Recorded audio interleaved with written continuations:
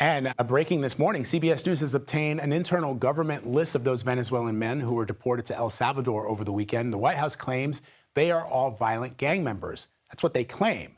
But the record suggests that that may not be true. So let's bring in CBS News immigration and politics reporter Camilo Montoya-Galvez, who broke that story for us. So first of all, what did the record show? Well, the records contains the name of 238 Venezuelan nationals deported to El Salvador last weekend and imprisoned there in that country as part of this mass deportation operation that the Trump administration has been orchestrating. The records themselves do not show whether or not they have criminal histories in the U.S., but we do know from a sworn declaration by an ICE official in federal court, Vlad, that many of the people sent to El Salvador do not have criminal histories in the U.S., Some do, but many do not, according to this ICE official. But they're all being accused, Vlad, of being part of this notorious transnational gang, Tren de Aragua, that originated in Venezuela's prisons. However, lawyers and relatives of the deportees are contesting those allegations and are saying that their family members are non-criminals and that they are not gang members. And that is really at the center of this story, the question of due process, because people are saying that even if these people are alleged gang members, they should have had a day in court in the U.S. to contest those charges and to be able to fight those accusations from the government. They did not get that opportunity. Yeah, I'm glad you honed in on that point, Camilo, because on one hand, you've got the government claiming one thing, that these members are members of a violent gang. One in particular's family members say they are not.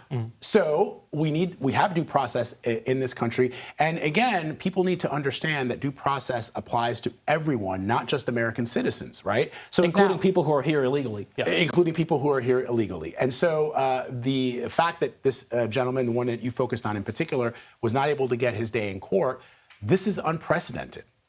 And the law that the administration is citing to carry out these deportations dates back to 1798, the Alien Enemies Act, and it allows the government to do just that, to summarily arrest, detain, and deport individuals from nations that are orchestrating an invasion or an incursion into the U.S. The administration is arguing that Tren de Aragua is orchestrating that so-called invasion or incursion of the U.S., and that any suspected gang member from Venezuela can be summarily arrested and deported without any of the due process protections outlined in U.S. immigration law.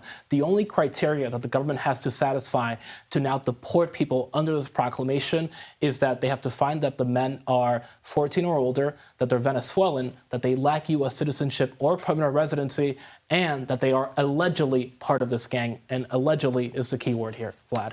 Okay, you've got some new reporting as well about migrant detainee flights to Guantanamo. What can you tell us about that? Yeah, so last week, the migrant holding facilities at Guantanamo Bay, Cuba, were emptied out by the Trump administration, and the detainees being held there were sent to a staging area in Louisiana to be deported from there.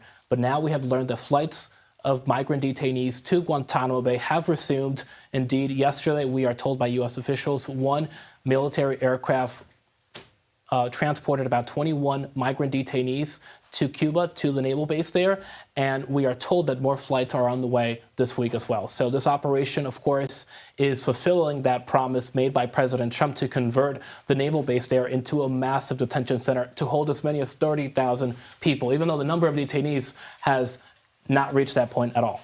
Fascinating. Camilo Montoya-Galvez, thank you very much for coming by. Thanks, I appreciate it.